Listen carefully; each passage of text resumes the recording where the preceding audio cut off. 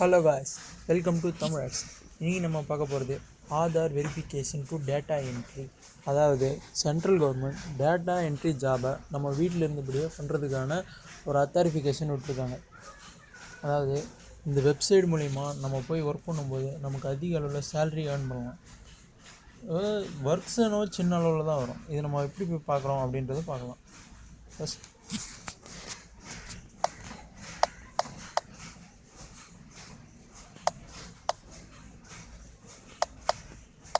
Digitise India platform அப்படின்ற website போனோம்.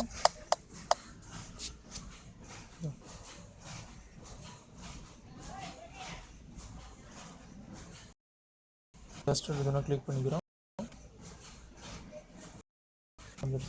Digitise India calls for your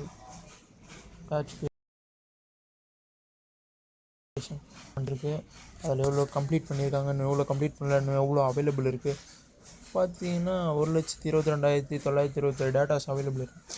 அதாவது நம்ம 2 பேஜஸ், அதாவது நம்ம ரெண்டு வேர்ட்ஸுக்கு ஒரு பைசா விதமாக கொடுக்குறாங்க. இதில் நம்ம உடனே போய் ரிஜிஸ்டர் நவ் போய் அவ்வளோதான். இதில் வந்து நம்மளுடைய நேம், எனக்கு ஏதோ தப்பான நேம் இருக்குது. இதில் வந்து நம்மளுடைய ஃபுல் நேம், ஆதார் கார்டில் இருக்கிற ஃபுல் நேம், பேரண்ட்ஸ் நேமோடு வரணும்.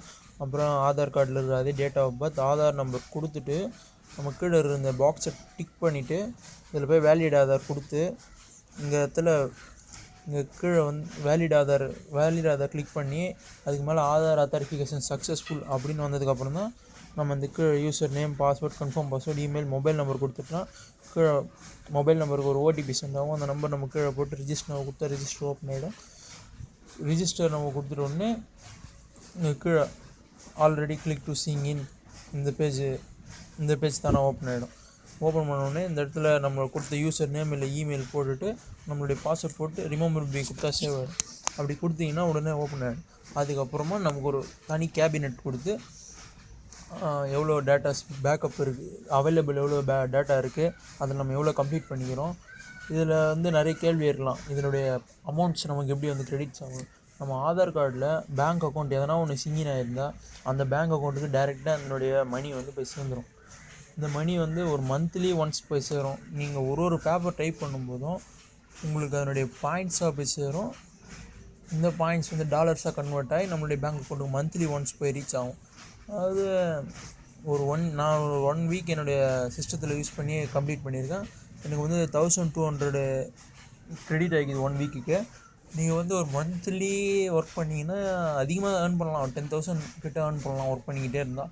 நிறைய பேருக்கு இந்த அத்தாரிஃபிகேஷன் ஆதார் வேலிட் சக்ஸஸ்ஃபுல் அப்படின்னு வந்ததுக்கப்புறம் நீங்கள் கீழே இமெயில் டைப் பண்ணால் போதும். தப்பாக டைப் பண்ணிங்கன்னா அத்தாரிஃபிகேஷன் ஃபெயிலியர் ஆகிடும். ஓடிபி வந்து 1 டைம் தான் யூஸ் பண்ணணும். அனதர் டைம் நீங்கள் அதே மொபைல் நம்பர் யூஸ் பண்ணுறப்போ அது வந்து பிளாக் ஆகிடும். அந்த அக்கௌண்ட்டுக்கான நீங்கள் கம்ப்ளீட் பண்ண எதுவுமே ஒர்க் ஆகாது. இன்னொரு விஷயம், இது நீங்கள் உங்கள் சிஸ்டத்தில் தான் யூஸ் பண்ணணும். ஒரு டைம் தான் ஒரு சிஸ்டத்தில் யூஸ் பண்ணணும். திருப்பி வேறு சிஸ்டத்தில் மாற்றி உங்கள் அக்கௌண்ட் யூஸ் பண்ணால் உங்கள் அக்கௌண்ட் பேன் பண்ணிடுவாங்க. ஓகே கைஸ், இந்த வீடியோ கேட்பதுக்கு ரொம்ப நன்றி. இந்த சேனலை சப்ஸ்கிரைப் பண்ணாத நண்பர்கள் உடனடியாக இந்த சேனலை சப்ஸ்கிரைப் பண்ணுங்கள். தேங்க்யூ ஃபார் வாட்சிங்.